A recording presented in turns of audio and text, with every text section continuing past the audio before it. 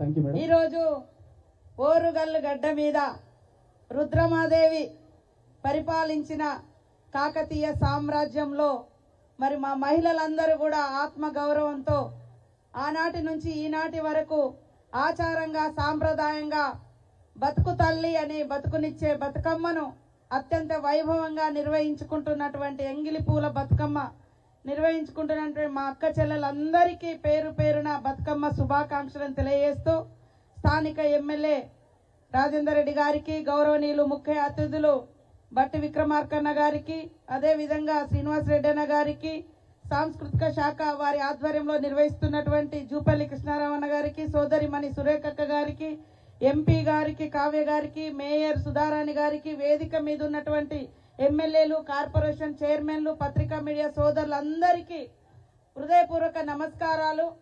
సంవత్సరానికి ఒకసారి వచ్చేటువంటి ఈ బతుకమ్మ ఒక చరిత్ర ఉంది.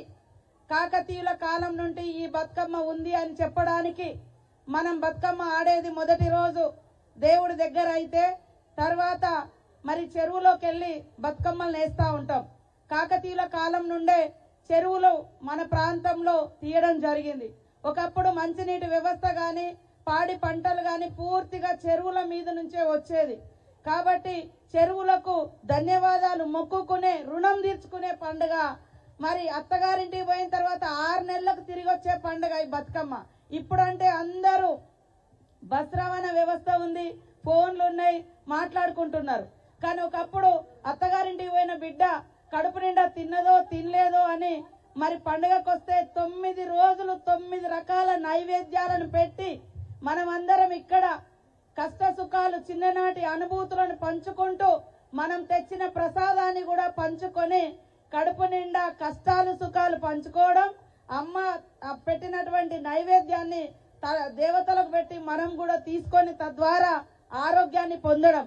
కాబట్టి ఆనవాయితీగా మన పూర్వీకులు ఇచ్చిన ప్రతి పండుగలో ఒక సైంటిఫికల్ రీజన్ ఉంది.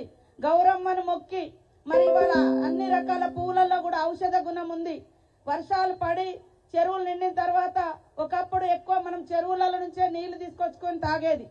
ఆ చెరువు నీళ్లలో మంచి ఉంది, పచ్చి ఉంది, ఏది ఉందో తెలియదు. కాబట్టి ఒక రకంగా ఇవన్నీ వేయడం తోటి చెరువులు కూడా శుద్ధి చేయబడతాయి.